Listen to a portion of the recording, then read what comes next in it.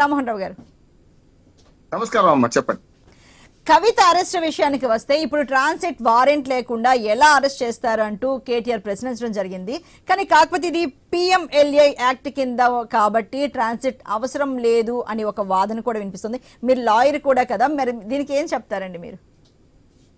రోసవెన్యూ court చట్టం ప్రకారం అయితే మనకు అక్కడ ఢిల్లీ కోర్టు ట్రాన్సిట్ వారెంట్ తో సహా ఇచ్చిందని ఇప్పుడే చూస్తున్నాం. మనం ఆ వారెంట్ కూడా చదివాను నేను.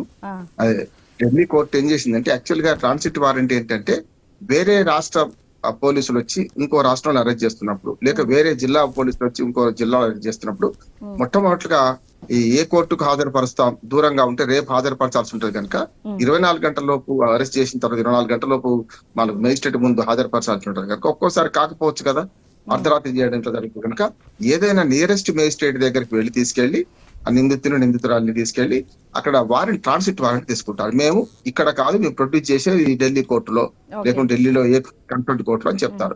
అయితే ఇప్పుడు ఢిల్లీ రోసవెన్యూ కోర్టు ఏం చేసిందంటే ట్రాన్సిట్ వారెంటే ఇచ్చింది కనుక అక్కడ తీసుకెళ్లి హాజరుపరచాలి. అందుకని చూశారు కదా మీరు, జనరల్ గా ఢిల్లీకి అయితే రైల్లో తీసుకెళ్లొచ్చు, కార్ లో తీసుకెళ్లొచ్చు, ఫ్లైట్ లో తీసుకెళ్తున్నారు. పోగానే ఫస్ట్ అర్ధరాత్రి అయినా మేజిస్ట్రేట్ ఇంటి దగ్గర హాజరుపరుస్తారు. అక్కడ మళ్ళీ నిజమే రిమాండ్ పంపుతారు అక్కడ. అందుకని అది లీగల్ గా చెల్లుతుందని నేను. ఓకే, అయితే ఇప్పుడు కవితను 8:45 ఫ్లైట్ లో ఢిల్లీకి తీసుకెళ్ళబోతున్నారు కదా, తర్వాత నెక్స్ట్ ఎలా ఉంటుందండి? మరి ఇవాళ చూసుకుంటే ఫ్రైడే, మరి అందరికీ తెలుసు రేపు ఎల్లుండి అంతా హాలిడేస్ ఉంటాయి, కోర్టు కావచ్చు దేనికన్నా. అంటే ఇప్పుడు నెక్స్ట్ ఎలా అండి, నెక్స్ట్ స్టెప్ ఎలా ఉంటుంది? ప్రభుత్వాలు, పోలీసు అధికారులు ఇవే చూస్తుంటారు. ఎందుకంటే హైకోర్టుకో పైకోర్టులకు వెళ్లి స్టే తెచ్చుకోకుండా, అరెస్ట్ మీద స్టే తెచ్చుకోకుండా శుక్రవారాలు ఈ ప్రయత్నం చేస్తుంటారు. జనరల్ గా మేము చూస్తుంది, బెయిల్ దొరకకుండా 2 రోజులు జైల్లో ఉంచాలంటే మామూలు కింది కోర్టు నుంచి పై కోర్టు దాకా ఈ అరెస్ట్ చేసే సమయాన్ని ఇట్లా నిర్ధారించుకుంటారు. అట్లాగే ఏదైనా బిల్డింగ్ కూల్చివేత, ముఖ్యంగా మనకు GHMC కావచ్చు, మున్సిపాలిటీ పరిధిలో ఏదైనా బిల్డింగ్ కూల్చేయాలంటే ఏం చేస్తారు, శుక్రవారం అర్ధరాత్రి మొదలు పెడతారు. ఏంటంటే ఏ కోర్టు తెరిచి ఉండదు కనుక అప్పటికప్పుడు ఆ జరగాల్సిన పని జరిగిపోవాలండి. అరెస్ట్ విషయంలో అదే ఆలోచన చేసినట్టున్నది గవర్నమెంట్. కనుక ఇవాళ PTI అధికారులు, CID అధికారులు ఈ పని చేశారు. అందుకని ఈ 2 రోజులు ఎక్కడ ఏ కోర్టు తలుపులు తెరిచి ఉండవు కనుక ఒకవేళ జగనే హౌస్ మోషన్ పిటిషన్ అలవ్ అవుతుంది. కానీ ఆ లోపల శనివారం ఆదివారం పోతాయి కదా, హౌస్ మోషన్ వచ్చినా వెంటనే చర్య తీసుకునే అధికారం ఉన్నా కూడా కోర్టులు స్పందించకపోవచ్చు కనుక మామూలుగా ఇప్పుడు ఈ రాత్రి తీసుకెళ్తారు. ఏ రాత్రి అయినా అర్ధరాత్రి అయినా మనకు మేజిస్ట్రేట్ ముందు హాజరుపరుస్తారు, రిమాండ్ తీసుకుంటారు, 14 రిమాండ్ పంపిస్తారు. ఒకటే నాకు అనుమానం ఏంటంటే, ఒక లేడీని అరెస్ట్ చేయడం సాయంత్రాలు అరెస్ట్ చేయడానికి వీల్లేదు. అది అంతే, నేను కూడా అదే అడుగుదాం అనుకుంటున్నానండి. సాయంత్రం అందులోకి ఇంత రాత్రి వేళ ఆమెను అర్ధరాత్రి తరలిస్తున్నారు అంటే ఆమెతో కూడా ఒక లేడీ కాబట్టి ఇంకెవరినైనా అనుమతించే అవకాశాలు ఏమైనా ఉన్నాయంటారా, లేకపోతే అది కూడా ఏం లేదంటారండి? లీగల్ గా 3. ఒకటేమో ఒక మహిళను అరెస్ట్ చేసే ముందు సాయంత్రం అరెస్ట్ చేయడానికి ఖచ్చితంగా రూల్స్ ఉన్నాయి. అరెస్ట్ ఎవరిని అంటే అరెస్ట్ ఎట్లా చేయొచ్చు అనేది పుస్తకం రాశాను నేను. అరెస్ట్ చేసే క్రమంలో మహిళలకు, బాలలకు, వృద్ధులకు కూడా కొన్ని హక్కులు ఉన్నాయి. మందులు వేసుకునేది ఉంటుంది, అట్లాంటి మామూలు వ్యక్తులు తీసుకెళ్ళవచ్చు. అట్లాగే హాస్పిటల్ ఫస్ట్ చూపించాలి. అరెస్ట్ చేసిన క్రమంలో మొదలు హాస్పిటల్ తీసుకొచ్చి ఆ రిపోర్ట్ తీసుకొని కోర్టుకు వెళ్లాల్సి ఉంటుంది. ఒకవేళ కోర్టుకు అట్లా మొదలే డైరెక్ట్ వెళ్తే కూడా కోర్టు వారు ఆసుపత్రికి తీసుకెళ్లమని చెప్పే అవకాశం కూడా ఉంటుంది. మనం చూస్తున్నాం కదా, అరెస్ట్ కాగానే చాలా మంది ప్రముఖులకు గుండెపోటు వస్తుంది, చాలా మంది ప్రముఖులు హాస్పిటల్ పోతారు, హాస్పిటలైజ్ అవుతుంటారు.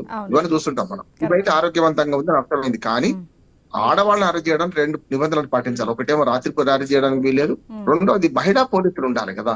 ఇప్పుడు అక్కడ మనకు అధికారులలో మహిళలు ఎవరు కనపడతలేదు మనకి. కనుక మహిళా అధికారులు వచ్చారు అని చెప్తున్నారు, కానీ ఇప్పుడు ఈ అరెస్ట్ చేసే సందర్భం, తరలించే సందర్భం అయితే మనకు కనిపించట్లేదండి. మనకు బయటకు వచ్చింది వీడియో అయితే చూస్తున్నాం కదా. అంతకుముందు లోపల మహిళా అధికారులు ఉన్నారా లేరా, మహిళా అధికారులు ఉండాల్సిందే. ఆడవాళ్ళని ప్రశ్నించేటప్పుడు మహిళా అధికారులు ఉండాలి. పౌర హక్కుల ప్రకారం అయితే మనకు లాయర్ని కూడా అనుమతించాలి. లాయర్ని కూడా అనుమతించలేదు లోపలికి. ఆమె ఒక్కదాన్నే మరి కూర్చోబెట్టి ప్రశ్నించాలంట. ప్రశ్నించేటప్పుడు కూడా అసభ్యకరమైన సంభాషణ, రేపు పొద్దున కేసు పెట్టవచ్చు కవిత కూడా. ఒకవేళ మహిళా అధికారిని లేకపోతే వీళ్ళు ప్రశ్నించేటప్పుడు నాకు అన్పార్లమెంటరీ వర్డ్స్ వాడిందని కూడా చెప్పొచ్చు కదా. 3rd డిగ్రీ మెథడ్స్ వినియోగించని చెప్పొచ్చు, మానసికంగా వేధించినది కూడా చెప్పొచ్చు కదా. ఇప్పుడు చాలా సార్లు మామూలు నేరస్తులను పోలీసులు కొడతాం. అందుకని మేజిస్ట్రేట్ ఏం చేస్తారు, మిమ్మల్ని అరెస్ట్ చేసే ముందు మీ బంధువులకు ఇన్ఫర్మేషన్ ఇచ్చిండ్రా. ఇప్పుడైతే వీళ్ళు పోయిన బంధువులు గాని, KTR గారు గాని, హరీష్ రావు గారు గాని వాళ్ళు ఇన్ఫర్మేషన్ భర్తకి ఇచ్చిండ్రా అనేది తెలియదు, ఇంట్లోకి పోయింది కనుక అదొకటి ఉంటది రేపు లీగల్ గా.